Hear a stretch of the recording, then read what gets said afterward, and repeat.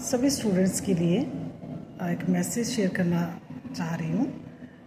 सभी स्टूडेंट्स जो अभी +2 में हैं और +2 के एग्ज़ाम दे रहे हैं, तो बहुत से बच्चे नीट की तैयारी कर रहे होंगे जो मेडिकल स्ट्रीम से हैं, और जो नॉन मेडिकल स्ट्रीम से हैं वो जेई मेन की तैयारी करते हैं। तो तैयारी करने के बाद भी कुछ बच्चे सिलेक्ट हो जाते हैं और कुछ बच्चे नहीं हो पाते। तो ऐसा नहीं है कि आपके लिए जो फ्यूचर है वो सिर्फ जेई मेन क्लियर करके ही होगा, या फिर आप नीट की में ही सिलेक्ट हो जाएंगे तब भी आप अपना फ्यूचर सिक्योर कर सकते हो। आज की फील्ड में और भी बहुत सारे स्ट्रीम्स हैं और भी बहुत सारी ब्रांचेज हैं जिसमें कि आप अपना करियर ऑप्शंस चूज़ कर सकते हो।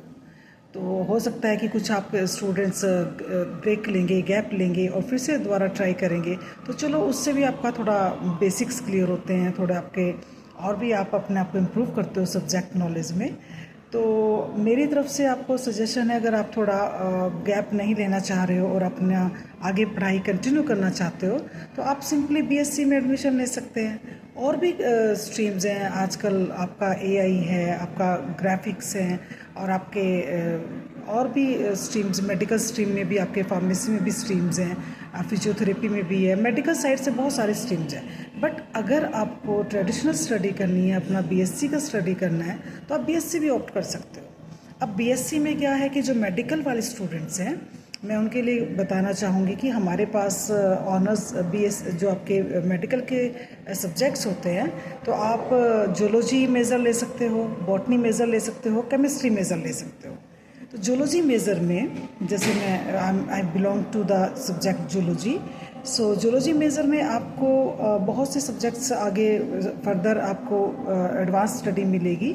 तो फर्स्ट ईयर में you will study animal diversity and comparative anatomy, and then in second year you will study about the genetics and evolution and physiology.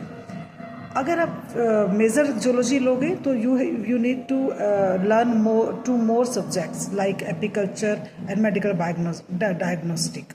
But अगर आप बॉटनी लेते हो तो आपको बॉटनी के ही सब्जेक्ट्स पढ़ने पड़ेंगे सेकेंड ईयर में। थर्ड ईयर में पहुंचते पहुंचते आपको फिर से 2 सब्जेक्ट्स मेन पढ़ने हैं डीएससी के, और आपको 2 सब्जेक्ट्स आपको एससीसी के पढ़ने हैं जो कि स्किल बेस्ड एजुकेशन है। तो थर्ड ईयर में आपके पास आ जाता है अप्लाइड जूलॉजी एंड इम्यूनोलॉजी, और आपके एससीसी में आते हैं aquarium, fish keeping and sericulture.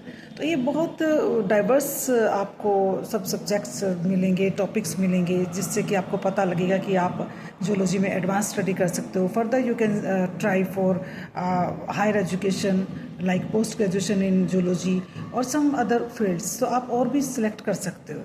तो करियर ऑप्शंस में आपके पास बहुत सी ऑप्शंस आती हैं। आप रिसर्च में जा सकते हो, आप टीचिंग जॉब में तो है ही आपका, लेकिन आप और भी अलग अलग टाइप की जॉब्स में कर सकते हो, कम्पिटिटिव एग्ज़ाम्स में भी एलिजिबल हो। तो ये ज़रूरी नहीं है कि अगर आपने डॉक्टर ही बनना है, इंजीनियर ही बनना है। तो करियर ऑप्शंस के लिए अगर आपको लगता है कि आप जूलॉजी आपका इंटरेस्ट है, तो एनिमल्स के बारे में आपका इंटरेस्ट है, तो आप वाइल्ड लाइफ को स्टडी कर सकते हो, बर्ड्स को स्टडी कर सकते हो, और भी आप सेरिकल्चर पढ़ सकते हो, आपका फिश की बायोलॉजी के बारे में पढ़ सकते हो। तो बहुत सी फील्ड आपको आगे आएंगी जिसके के बारे में हम नेक्स्ट उसमें बात करेंगे। तो अभी आपको थोड़ा अपने लिए अपने आप को प्रिपेयर करना है कि इफ़ अगर आपका समहाउ कहीं किसी और सब्जेक्ट में या कहीं और सिलेक्शन नहीं हो पाता, तो just try to prepare for the traditional और बेसिक कोर्सेज इन जूलॉजी। तो जूलॉजी आपका एक अच्छा ऑप्शन हो सकता है अगर आपने फर्दर इसमें स्टडी करनी है। Thank you.